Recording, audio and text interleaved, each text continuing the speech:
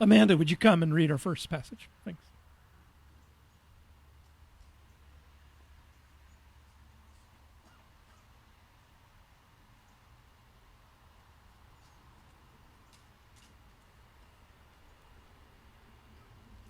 The first lesson is from the book of Isaiah, chapter 63, verses 7 through 9.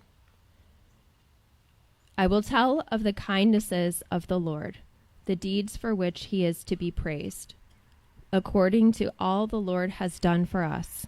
Yes, the many good things he has done for Israel, according to his compassion and many kindnesses. He said, surely they are my people, children who will be true to me. And so he became their savior. In all their distress, he too was distressed, and his presence saved them. In his love and mercy, he redeemed them. He lifted them up and carried them all the days of old. The word of the Lord.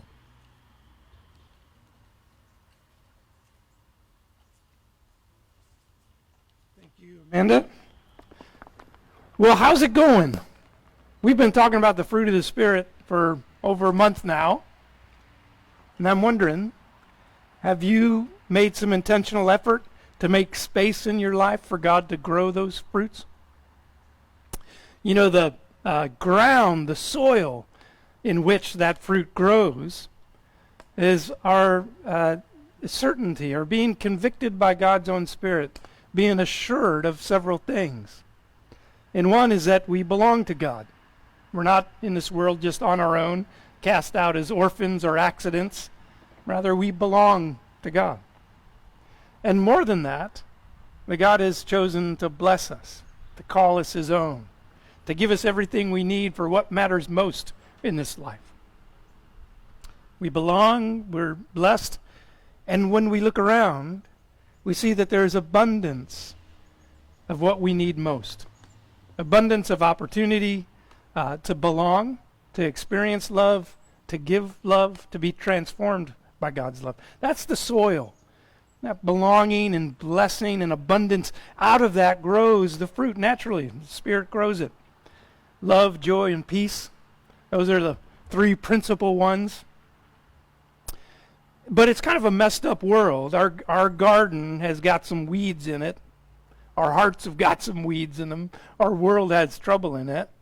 And so this what I call the secondary fruits, love, peace, patience, kindness, goodness, gentleness, faithfulness, self-control. That's the stuff where that fruit really comes into contact with the world as it is. You know.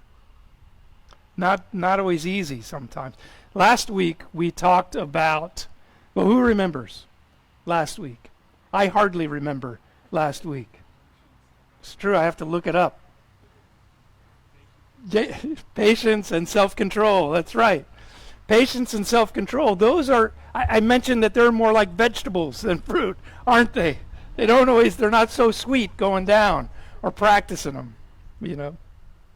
Today we're going to talk about kindness and gentleness, a little bit sweeter in some ways. You know, gentleness can mean different things to different people. This past week I came across a letter that was written to a Christian author. This is a guy who wrote a lot of advice about raising families in the 70s, 80s, 90s. Some of the advice I think is off base a bit, but still had a profound impact. Somebody wrote him a letter, a mom wrote him a letter. And I want to share it with you.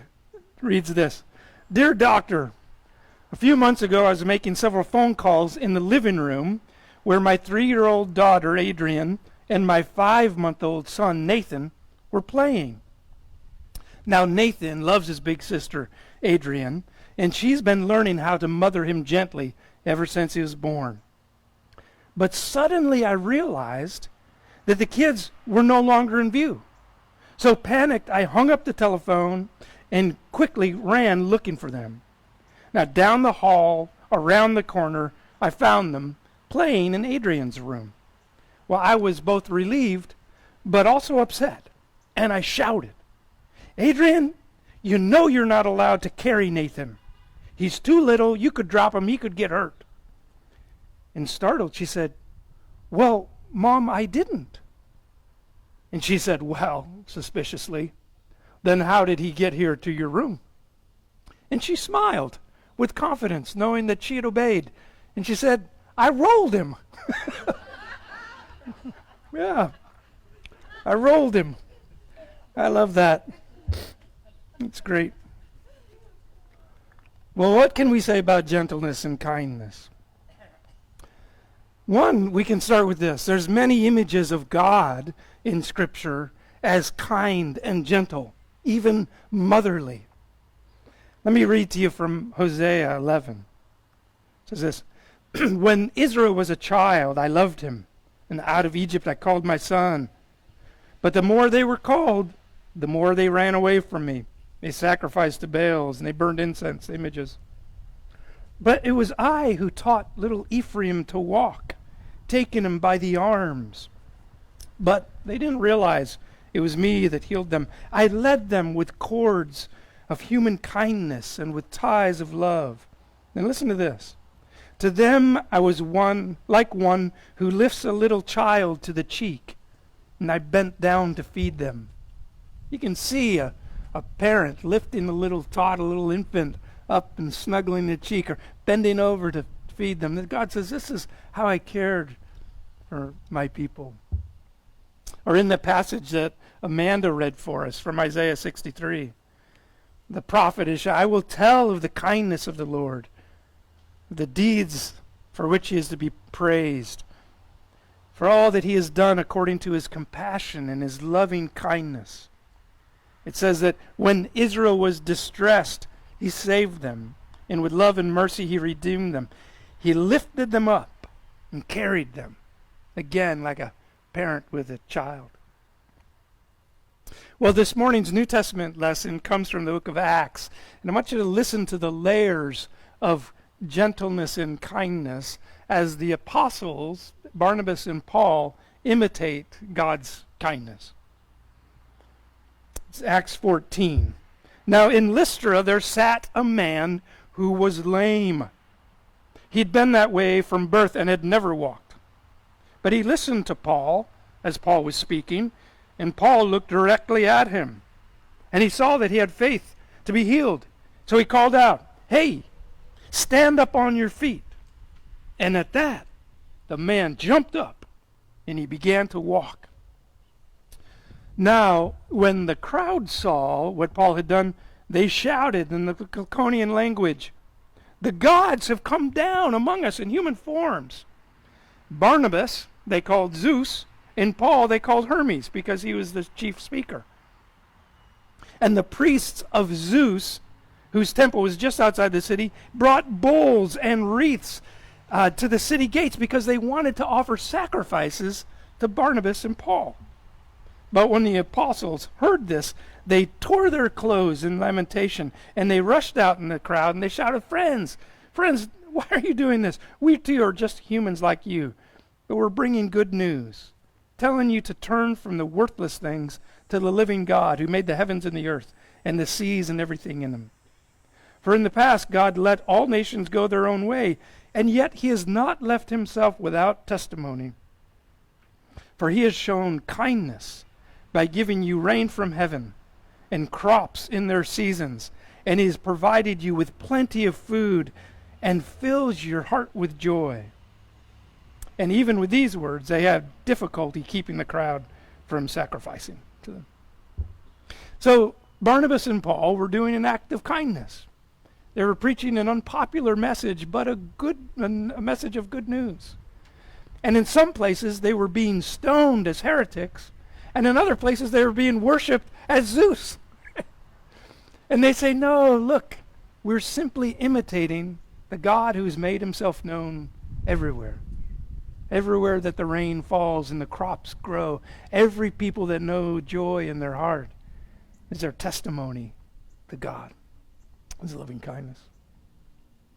In the New Testament, we are, as followers of Jesus, are enjoined over and over again to exemplify, imitate God in his kindness and his gentleness and the way we interact with each other. Let me read for you quickly just a number of these passages. Most of them come from the epistles, the letters that are in the New Testament. 1 Timothy 6, Paul tells a young pastor to flee from the love of money and instead pursue righteousness and godliness, faith, love, endurance, and gentleness. Or in 1 Peter 3, it says this, always be ready to give an account of the hope that you have, and do so with gentleness and respect. Or Galatians 6, it's talking to church folks. Hey, brothers and sisters, if one of you is caught up and entangled in sin, you who live by the Spirit should gently restore that person to faith. Or in James 3, the wisdom that comes from above is pure and peaceable and gentle.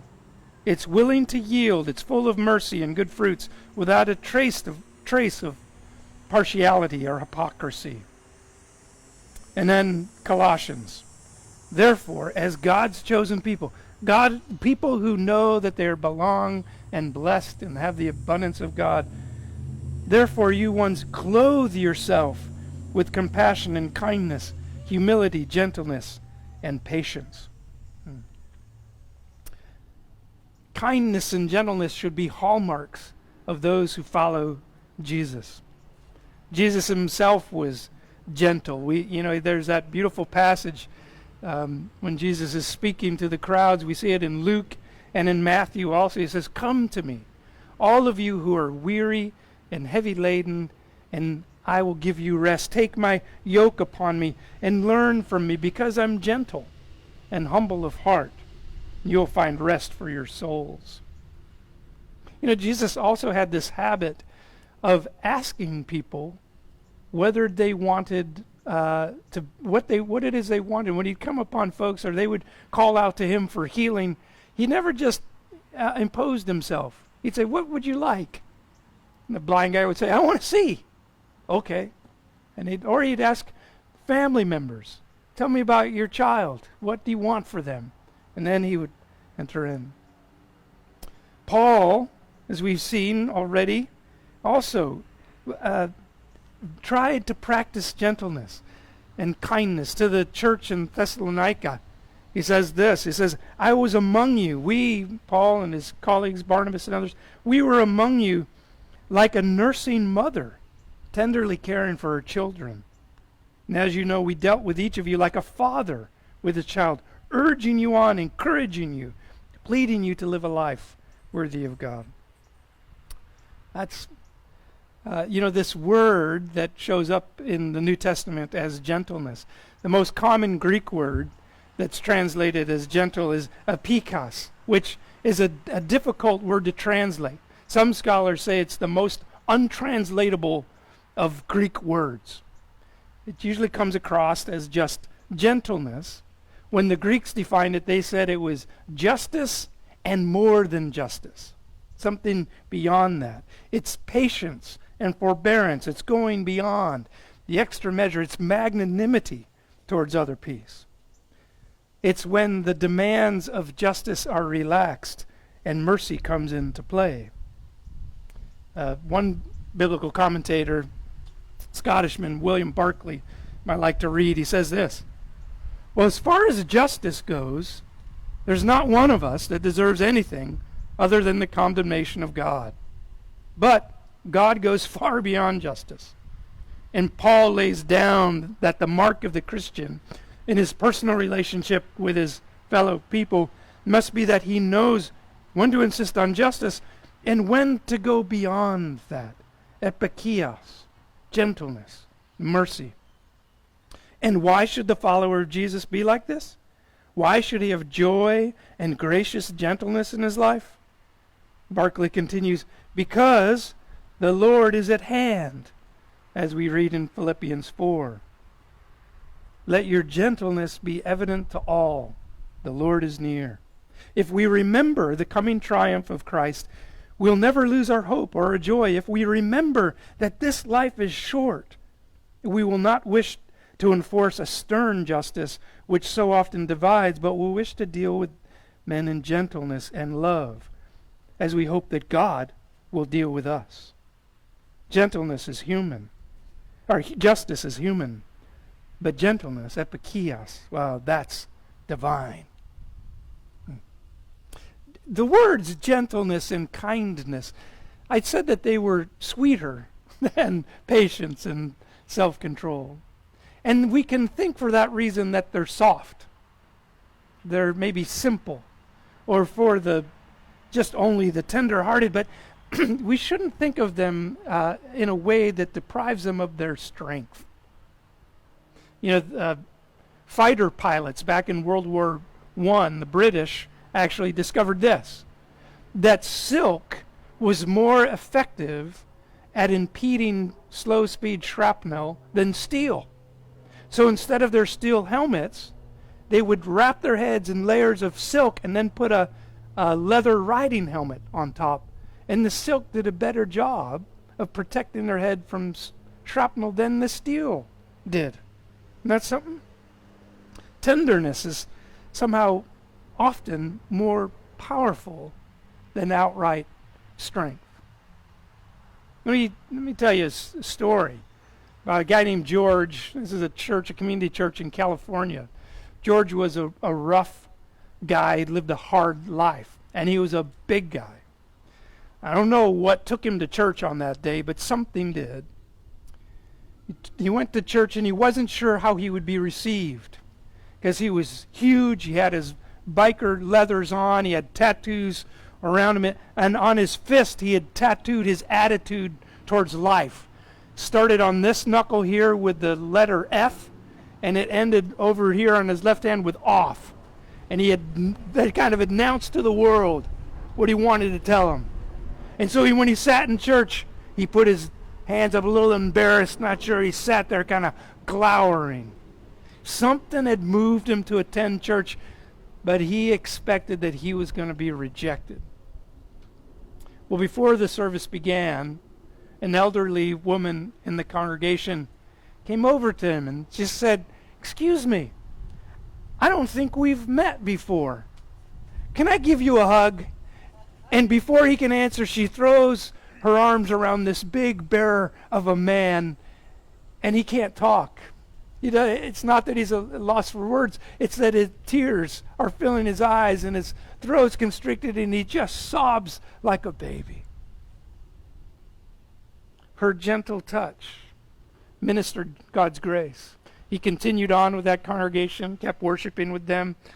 He was having trouble with employment, in part because when you advertise to the world, it's not so good for customer relations. So they did a special collection, and he had laser surgery to have those tattoos removed. Not much longer later, he was baptized. And it says when he came up out of the water, he said, "I am clean, I am clean, I'm clean." The power of a gentle word, right? It's beautiful. We as followers of Jesus ought to be like that, ought to be known that way. Are we that kind of community that's known by extravagance in our kindness and gentleness? Chuck Swindoll, he writes this. He says, "In our rough and rugged individualism, we think that gentleness is a weakness, or being soft is virtually spinelessness, but not so. Gentleness includes qualities as having strength under control, being calm and peaceful when surrounded by a heated atmosphere, emitting a soothing effect on those who might be angry or otherwise beside themselves, and possessing tact and graciousness and courtesy that causes others to retain their self-esteem and their dignity instead of losing. The gentle gain," he says. Instead of being ripped off and taken advantage of, they come out ahead.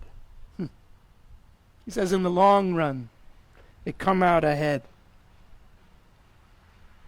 Yeah, I read a story about a golfer, and you guys, I know there's a couple golfers out here. You might know the name of a Argentinian golfer, Roberto Vincenzo. He passed away in 2017, not long ago, but in his lifetime he held 229 championship titles. He won PGA Tours here and the U.S. Open. There's a story told about him that after one of his championship titles, they do the interview and the cameras and photos, and he's given the check that comes with taking first place. And he went into the clubhouse and cleaned up, and then he made his way out to his car. And in the parking lot, a young woman approached him. And she said, "Hey, congratulations on your winning. You win a lot, don't you?" I said, "Yeah." She said, "Listen, I have a little baby who's very sick and needs health care that I can't afford. And I think I'm going to lose this baby if I can't get the medical care that he needs. Can you help me?" So Roberto Vincenzo signs over the check that he just received, and he hands it to the woman. He says, "Here, see if you can help out that baby. Maybe it'll have some better days ahead." And he goes on his way. Well, a week later, back at the clubhouse in Argentina, one of the PGA officials approaches him and says, "Hey, Roberto, I heard you were approached by a young woman in a parking lot last week." He said, "Yeah." "I heard you signed your check over to her." "Yeah, that's right." "You know she's a phony. There's no baby. She's not even married. You were taken advantage of. You were fleeced, man." The guy smiles, chuckles a little bit to himself. And Roberto says, Hold on. Are you telling me that there was not a baby that was about to die?" The guy says, "That's right." He says, "That's the best news I've had all week." Great. What a response. What a response. Great news. In this world when I thought a baby's life was on the line, turned out not to be true. Rather than seeing himself as taken advantage of, he rejoiced. Well, sometimes goodness, kindness can get us, into that. It doesn't mean we're not taken advantage of. Jesus says this. He says, "Listen, do good to your enemies and lend to them without expecting anything back, and then your reward will be great, and you will be called sons of the Most High.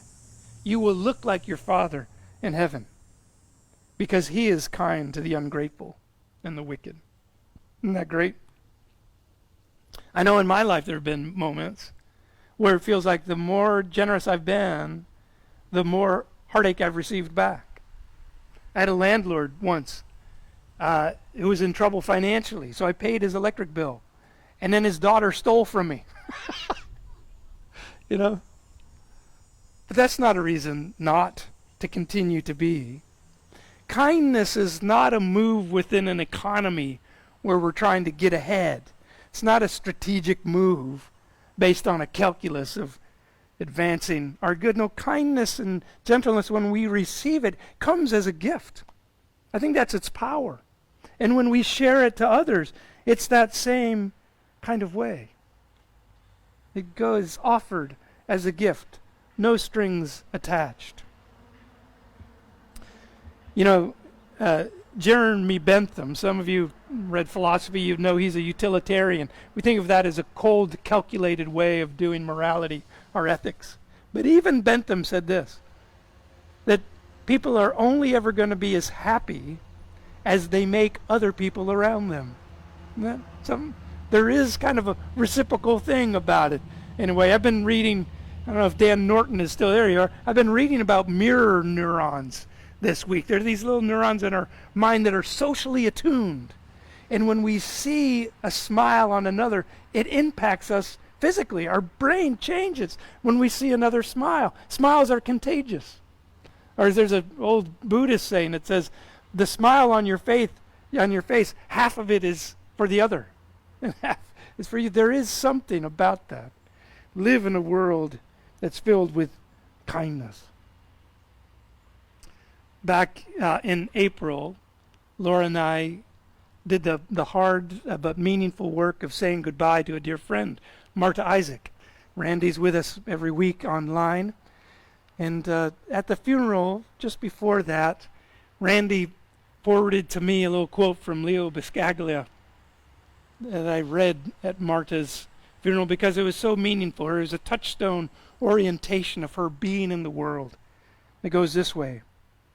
Too often, we underestimate the power of a touch, a smile, a kind word, a listening ear, an honest compliment, the smallest act of caring, all of which have the potential to turn a life around. Small acts of kindness are powerful. Well, how do we do that? I'm wondering if you can remember when the last time was that you were the recipient of a gentle word, an act of kindness. What was going on? How did it make you feel? Or I wonder, when was the last time you were the giver of an act of kind gentleness? Who'd you give it to? What difference did it make for them? How did it make you feel? Now remember, these things are fruits of the Spirit. Kindness and gentleness, they come out of us as we're rooted in that rich soil of belonging to God and being blessed by God and being assured of His abundance in our life. And Jesus said the best way to abide in that soil, to stay in that ground, is to obey Him. And how do we obey Him? Well, we obey Him by loving others. That's it. To love others. We might think of this kindness and gentleness as a long game. It's for the good of those around us. But principally, I think God's concern is the effect they have on us. That we become transformed from the inside out, more into His likeness, and so take up our place in this world, shining as His children. And Paul said, let your gentleness be evident to all, because remember, the Lord is near, both nearby now, at hand, and His coming again is quicker than you think. The day when which we can no longer choose will be over, and the fruit that is born in our life will have been born. So don't waste a moment now. Let me close with just one other example of this long game of kindness. It comes from the life of Abraham Lincoln. Laura just read a great big biography on the life of Lincoln. Quite a remarkable man. In his earliest days in politics, he had an outspoken opponent. He had many outspoken opponents, but one was Edwin Stanton. And Stanton, in local papers early on in Lincoln's career, would call him names and ridicule him and abuse him in the press. He would say things like, he's just a low-down, cunning clown, or the original gorilla. So there's no need for explorers to go overseas to look for gorillas. They found one in Springfield, Illinois. But in response, Lincoln never really retaliated, not even in the least. And when Lincoln was the president and the Civil War was starting up, he appointed a Secretary of War. And who did he choose? Edwin Stanton. Why? Because he was the best man for the job, Lincoln said. And they argued in office and in that cabinet. They respected each other. And on the night that Lincoln was assassinated, Stanton was one of the few other men gathered in that room as the president was laid out and life slipped away from his body. And Stanton, through his tears and bawling like a baby, says, here lies what is he? Let me get it right here. The greatest ruler of man that the world has ever seen, says Stanton.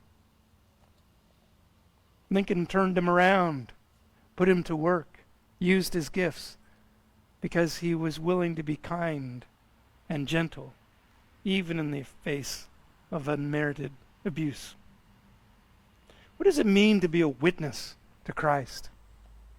Well, first and foremost, I think it's just to imitate those virtues that were in Christ's life as best we can, and as God allows them to flow through us. Gentleness and kindness might be sweet, but they're not soft or weak. They're powerful, can change hearts, and changed hearts change the world. Let that be our testimony as those who follow Christ. Let's stand together and sing our final hymn, the one we've been singing all summer long in this series, May the Mind of Christ my Savior.